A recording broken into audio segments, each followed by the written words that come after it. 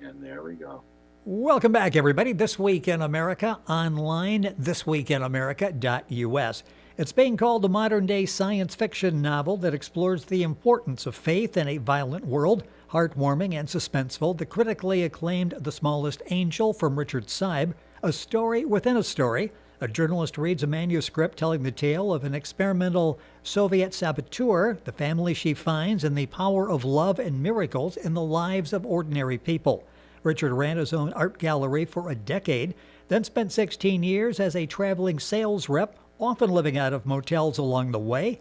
During that time, he explored many intriguing places, picking up stories about people and situations that became inspirations for a number of stories. This is his third novel. Richard Seib, author of The Smallest Angel, our guest on This Week in America. Richard, welcome to the program. It's great to have you with us. Nice to be here. I love the book. Obviously, all that time on the road was well spent as you were filling your memory bank with all these great ideas for stories. Let's talk a little bit about where this story idea came from, and then we'll get into some of the principles and what happens in the story. But it's a fascinating story, actually a story within a story. Where did you get this idea? Well, the basic idea, was one of those just things that just happened to come along as you spent my time on the road driving. Where I would spend usually about 2 or 3 hours sometimes between accounts, and something would hit me and I would just, mull it over. At the time, I was in a screenwriting group in Chicago, and this originally came up when I got the basic idea as a screenplay. And I set it aside with some of the others, and then 2011 came. And when 2011 came, I thought of it, and I thought, I have to bring this out. I have to redo it, and I have to incorporate this. And I just felt that this is the way it had to go. So that's basically it. I can remember 2011 making a couple calls, and at every stop, everybody was glued to the TV set.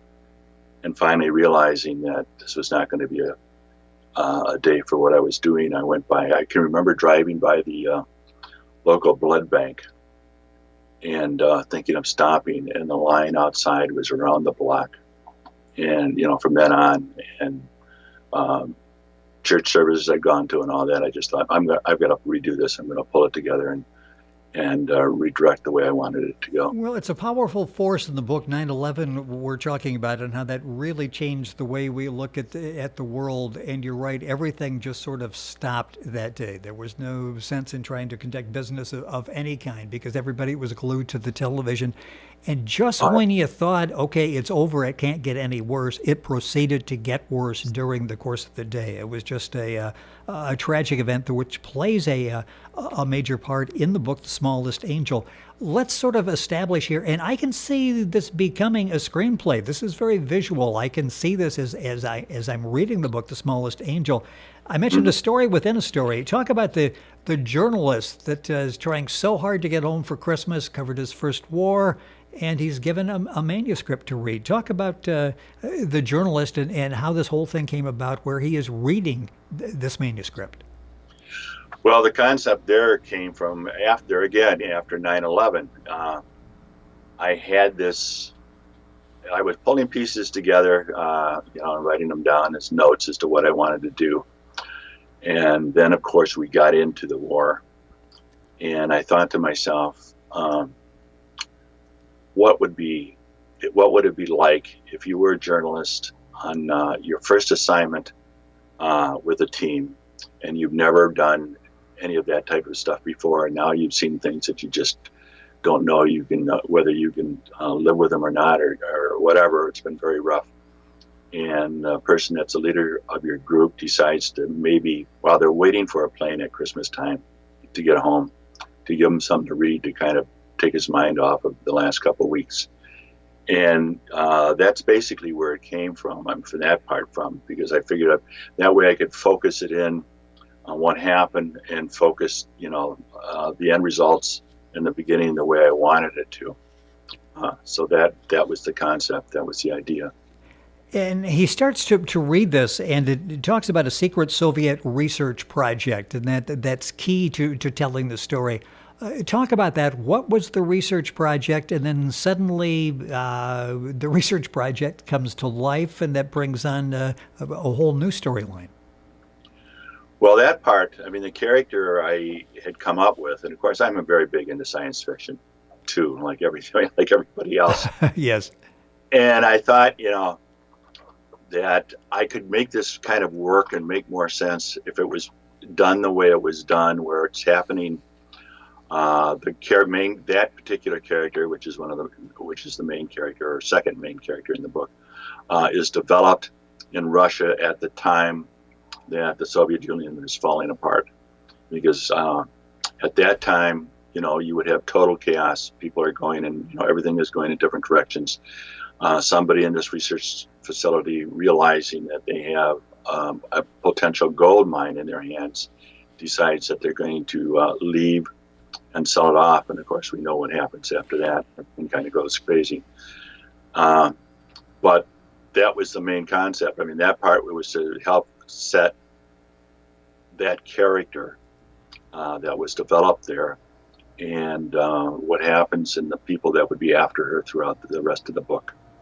And she escapes, and you've got some terrorists involved in this as well. She escapes, ends up in a midwestern town, living next to a family that's key as well. Talk a little bit about the family, because the family gets involved, especially the young daughter really ends up being friends with Nishka. Yeah, well, I have a granddaughter that is her. I get a kick out of kids that age and what they're like and what they do. And I just pictured, well, of course, the father would have to be, as I was writing the story, I figured the father, of course, has to be single. Yes. And having had lost his wife. And he has two children. One is 12 and one is 9 or thereabouts. And the youngest one is, she was in a car accident when her mother was killed. And of course, she's never quite recovered from the car accident. She still walks with kind of a limp in that. But she's got this great love and the feeling that her mother, didn't just die, that her mother is an angel somewhere, and her mother is always watching over her.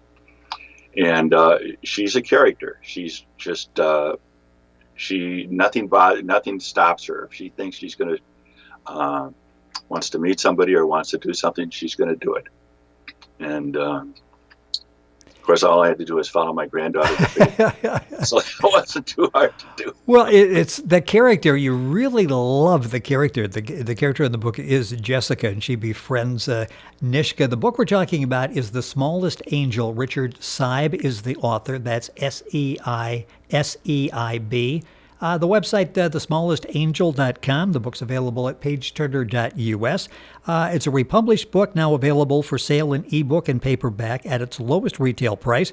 Available for sale in all Amazon sites, Barnes & Noble, Page Turner Press, and Media Direct orders. Chapters Indigo in Canada, Waterstones in the UK, Booktopia and Australia and New Zealand, and a lot more. Back to, not giving away a whole lot here, but giving you enough that you'll be wanting to read the story, because it's a fascinating story, twist and turn, surprise ending. It's got all the elements that, it'll make you think too. It's got all the elements that we enjoy in a movie. Jessica is very perceptive, and she befriends Nishka, but there's something just a little strange, isn't there, about Nishka? She doesn't have a whole lot of friends. Sparsely appointed living quarters. She just senses there's something a little odd about her, doesn't she? Well, of course, the new neighbor, Nishka, that moved in, really isn't obviously as human as everybody else. And her main thing is computers and what goes on, and trying to live a life someplace or be in someplace where nobody would bother her, nobody knows her. And nobody would ever find her, which is why she picks the area that she picks. And the beautiful thing about Jessica is Jessica is kind of determined that she is going to show her how she should be living, what life is about, and all that. And doing that, she slowly changes her from what she was originally and the way she viewed everything to the way she later became. I think one of the more interesting ones is when she teaches her all about Halloween. Yes. And how to act in that. And, that, of course, that part I really liked. I mean, because I just, there again, I liked the concept. I kind of fell in love with the characters as I wrote it. Well, and we do too as we're reading. The characters are really well developed. Did you have, as you sat down to tell the story, did you have all the characters and development of those characters? You knew where you were going to go? Or did this sort of evolve as you were telling the story? Well, the main characters came about from the screenplay. And that I kind of pieced together. And, as I wrote it, at that time I was in a screenwriting, like I said, in Chicago, and it was one of a number of them that I had done. And then set aside. But then when we got to this what happened in 9/11, it was just something that of all the things that I had done, I just knew that this is something I had to redo. I had to take it out and totally revamp it in the way that it went, because I just felt, it kind of had a special feeling to me. Well, and like in all of our lives, it altered our lives. It altered the lives of the people that you write about in the book, The Smallest Angel, as well. It had significant impact on their lives. Mm-hmm. Thank you. And then you develop that. The plot takes a surprising turn or two. Just when you think you have an idea where this is going, you find, no, not quite so fast. It's going in a different direction. Nishka ends up with being threatened. Everything that she's worked for could possibly blow up in her face. I'll leave it at that. It's a story within a story. Let's get back to Steve. He is sitting there reading this manuscript. This really had a significant impact on his life as well. He had no idea what he was getting into when he started the manuscript, did he? No. And I think considering the situation and where he was, of course, it took a lot of what was bothering him and what his life was like, kind of helped refocus it, so that he could go back and help maybe bury some of the things that I've seen. Although I think in those situations, in reality, nothing really does. But this would be the closest it would come. And I think the way it ends at the very end, that would definitely change his life. I know you said as you were writing the book and talk about it, the book, The Smallest Angel, Richard Seib, our guest in the program. That's SEIB. Book's available at pageturner.us, at thesmallestangel.com. You can go to our website, thisweekinamerica.us, and link on directly to those websites. You really wanted readers, when they finished, to not only feel like they just enjoyed a very good story, a story that they could get wrapped up in and consumed by, but take away a little warmth, a good feeling after that. Talk about the purpose of the book and what do you hope we take away when we finished reading The Smallest Angel? Well, basically what you said, and that was the same thing that I wanted to feel when I wrote it and put it in the perspective that it was in. I wanted it to end so that you would think, this is something that I can read and go to bed at night and feel comfortable. Think about, instead of thinking about all the things that are going on, that are going bad in the world and all that, and the way things are. And of course, that's part of the concept of the characters that are reading the book, is the fact that they are in that environment and everything, and that you find out that, maybe the world isn't really quite so bad. Maybe there's some good in the world, and that's what we all want. We watch things on TV that are depressing, that makes it a little bit worse each time. But then when you go out and you meet people, talk to people in real life, and get to know them and everything else, you find out that that's just out there. That's news, but actually, the world isn't so bad, and the people in the world are a lot better than we think they are. That's what's so frustrating. You watch 5 or 6 stories, and they're all negative and have you upset at where we are. And then that one story comes along and makes you feel good. It's like, okay, that just sort of negated some of the others. The others all have lasting impact on people, but at least there's some hope out there that we've got some people doing the right things. The book has received excellent reviews. One sort of touched on that, the importance of faith in a violent world. Talk about that, because again, you tried to weave that into the storyline in an entertaining way. But it's important that with all of this going on, we have faith of some kind, isn't it? Well, I'm a firm believer. Of course, I mean, I'm religious. I have belonged to the same church for most of my life, and part of my inspiration was some of what went on during that time and what was said, and so on and so forth. And whether you are involved in a professional, I shouldn't say professional, but organized religion or anything else, I think, just having places where you can go, just having good friends that you can sit down and talk with and have, a good laugh, and not talk about the negative things in life, but it's the better things in life that are out there, and the better things in your family. I mean, as far as we're concerned, our family is our big thing. Our son still is here with us. Our daughter's in Wisconsin. My grandson calls me every Tuesday, and at about 8:30, and we work on a book that he wants to write, long distance. And so we've been doing this now for the last 3 months. The first story that we did that when he was about 6 was the Lawnmower Boys and the Monster Grass. I love that. I love the title. He is a very vivid imagination. So you've got him as a writer, and you've got your granddaughter, which is Jessica, the character in the book. And I'm sure when you follow her around with a notepad just to jot down some things to give you some ideas for future usage. Oh yeah, there's nothing like her. When we had a high chair that she would sit on, and once she learned how to walk halfway decently, she would climb up on top of this high chair. Then she would stand on the high chair. Then she would stand on one leg on the high chair. She would come back down. And she's been that way ever since. So yeah, that's my environment. That's what I like, coming home and family.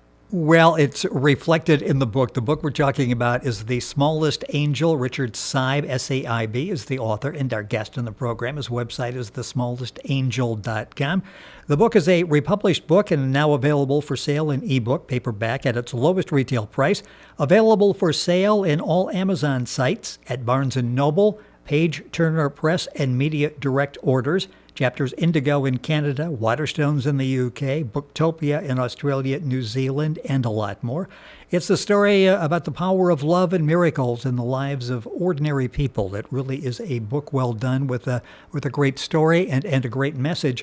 I mentioned this was your third book. Are you working on something now? I got a feeling you probably are, at least co-authoring with your grandson, but you're working on something as well? I'm always working on something. I got that impression, yes. Yeah, I mean, that's what I do.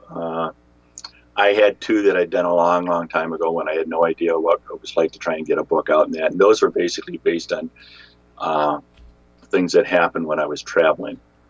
And then I have another one that I'm sitting on. I had, of course, this unfortunately went way back to and was almost picked up by Viking Press, but in the end, it didn't, unfortunately, quite make it. And now I'm working on another one, a new one, called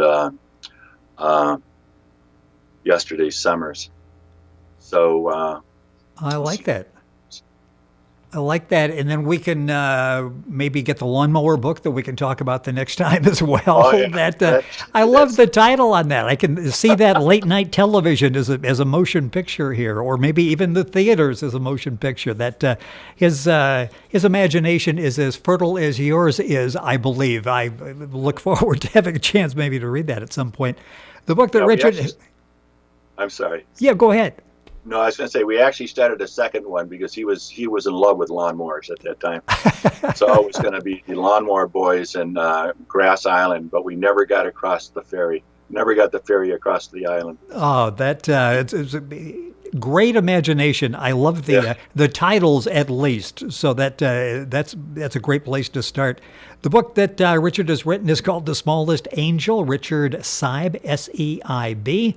His website, again, thesmallestangel.com. Book available at pageturner.us. Got a minute or so left in the program.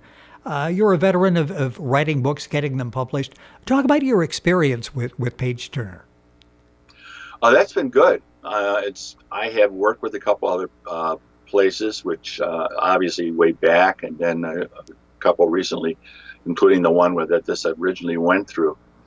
And it's nice to have somebody who is more interested in actually getting the book out there instead of just publishing it for the sake of publishing it for the sake of. And I think that's a problem. There's a lot of that they realize that there are a lot of us. I used to belong to a writing group for some time, and then there's a lot of us out there that want to publish a book. And they take advantage of that. They take advantage of the fact that they'll print it, you have it, and then after that, unless you're going to send it away as Christmas gifts, that's about it. And they have been very easy, very nice to work with, good people, and I appreciate their help. I really do. You talk to so many that didn't do the research before they go looking for someone to assist them in publishing. And like you say, they're left with a trunk full of books and a garage full of books and Christmas presents for the next decade because that, the process stopped there. There's more to it. And information, if you're interested, at pageturner.us. Richard, it's been a pleasure to have you with us on the program today. A big thanks to your family. We've got your wife, Carol, that is our technical assistant on the program today. The video version for this is up on our YouTube channel. You can go to our website, thisweekinamerica.us, to actually see Richard with his home studio there, and your grandkids for inspiration along the way. So this has been fun. I really enjoyed the book, The Smallest Angel. It's available at pageturner.us. Richard's website is thesmallestangel.com. Richard Seib, Seib. Richard, thank you so much. Hopefully we can do this again. A lot more to talk about. Thank you for being with us on the program. Thank you. I really enjoyed it. Thank you. Once again, The Smallest Angel, Richard Seib, the author. The book available at pageturner.us. Link on directly by going to our website, thisweekinamerica.us. And we're back after these messages.